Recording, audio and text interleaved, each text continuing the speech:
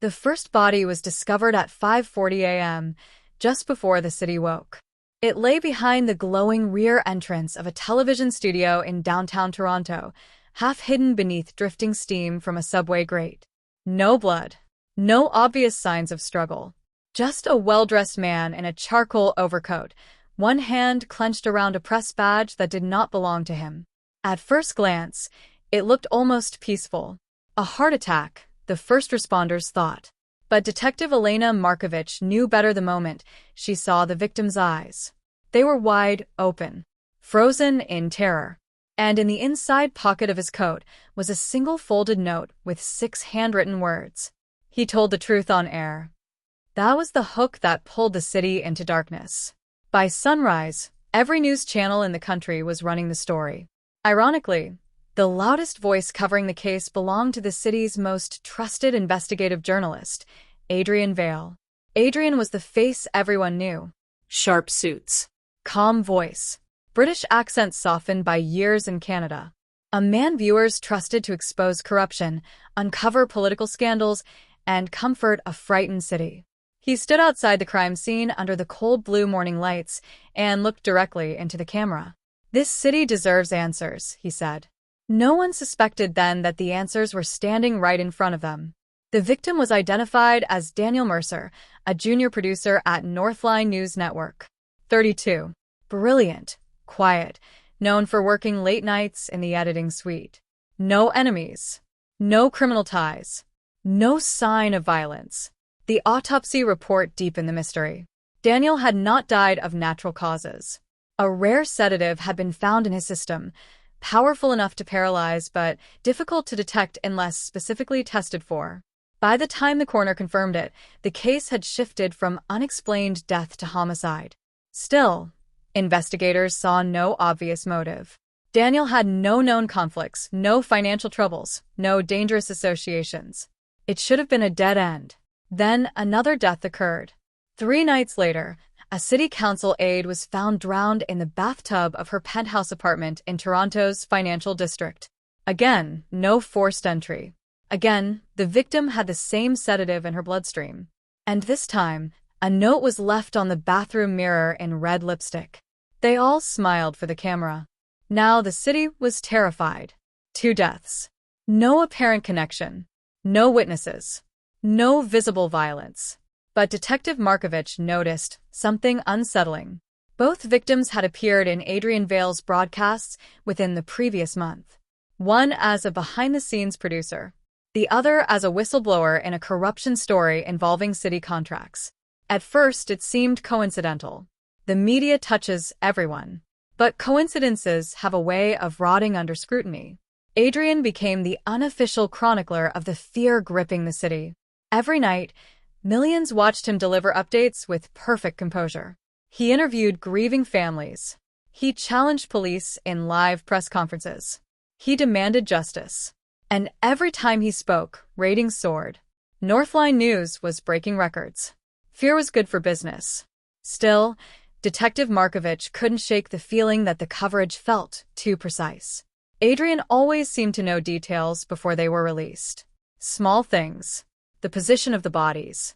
The wording of the notes. The sedative. Information only investigators and the killer should have known.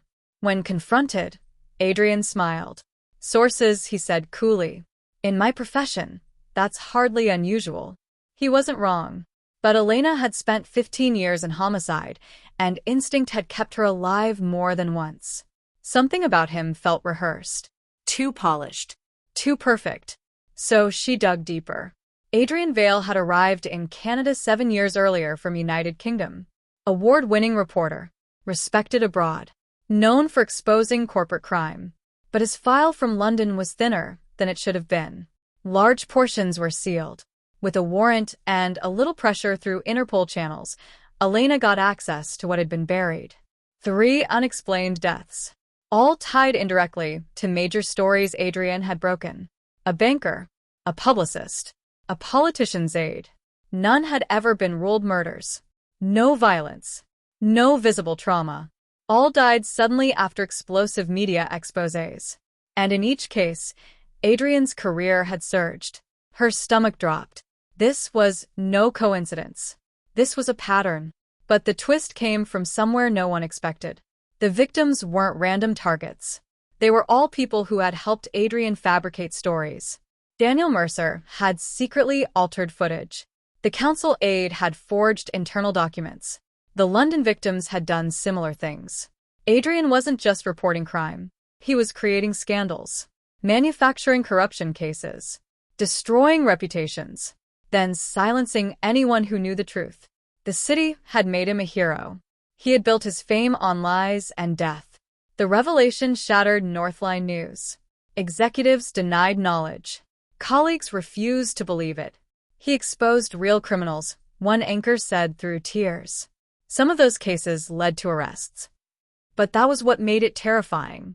Some stories were real. Others were carefully manipulated. Truth and lies stitched together so tightly no one could separate them. Adrian understood the one thing everyone else underestimated. People believe what frightens them, and nothing sells like fear. When police finally moved to arrest him, Adrian had vanished. His apartment overlooked the harbor, immaculate and empty. Fresh coffee still warm on the kitchen counter. Laptop gone. Passport missing. Only one thing remained. A video file sent directly to Detective Markovich's email. She watched it alone. Adrian appeared seated in the familiar studio chair, city lights glittering behind him. He looked tired, older, human. "You know what the worst part is, Detective?" he said softly. "I never started out wanting to kill anyone." He leaned closer to the camera. "I only wanted people to listen." Then came the confession. His first major story years ago had been true, a powerful businessman running a trafficking ring. Adrian had brought evidence to the network. Executives killed the story to protect advertisers. Victims disappeared. Witnesses were paid off. No one cared. Until one witness died. After that, something inside him broke. He learned that truth alone was powerless. But fear moved nations. So he built a career on stories so explosive the city couldn't ignore them. At first, he only forged evidence to expose people he believed were guilty. Then came collateral damage. Then blackmail. Then murder. By the time he realized what he had become, he no longer cared. "I became the monster the city needed to keep watching." The video ended with a final line. "By the time this airs, someone else will be dead." Panic erupted. Every available unit was deployed. News stations were evacuated. Politicians were placed under protection. For 12 hours, the city spiraled. Then Elena found the clue hidden in the video's metadata. It had been filmed live from Northline's old abandoned satellite station on the edge of the waterfront. She arrived just before midnight. Rain lashed the broken windows. Inside, the studio lights were on. Adrian stood alone in front of the main camera. No escape route. No weapon. Just him. And another person. Northline's chief executive, Martin Hales, bound to a chair. The man who had buried Adrian's first true story years ago.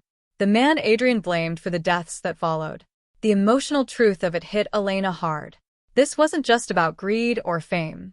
This was vengeance twisted by grief and ego. Adrian looked at her with calm, exhausted eyes. "You know he deserves it." "Maybe," Elena replied. "But this isn't justice." For the first time, his expression cracked. Pain, rage, regret. All those people died because no one listened. And more died because you wanted control. Silence filled the studio. Then Adrian lowered the syringe in his hand. For a moment, Elena thought it was over. But Martin Hales lunged from the chair, half free from his restraints. There was a struggle. A crash. A gunshot from one of the responding officers outside. When the smoke settled, Adrian lay on the studio floor, dead before paramedics arrived. The aftermath devastated the city. Cases Adrian had reported were reopened. Some convictions were overturned. Others were confirmed, proving that beneath the lies, real crimes had indeed existed. Families of the victims were left with unbearable questions. Were their loved ones innocent, complicit, or simply trapped in Adrian's descent?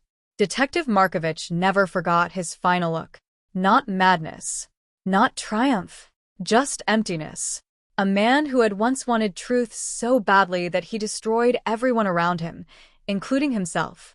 For months afterward, the city's skyline glowed each night with the silent towers of media houses that had once amplified his voice.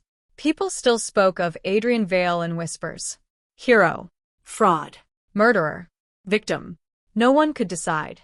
And maybe that was the most disturbing truth of all. Sometimes the person telling the story is the darkest part of it. If you enjoyed this story, don't forget to like the video and subscribe for more gripping true crime content. Turn on notifications so you never miss a new upload. What do you think? Was he exposing evil, or did he become it? Drop your thoughts in the comments below. Let's talk about it.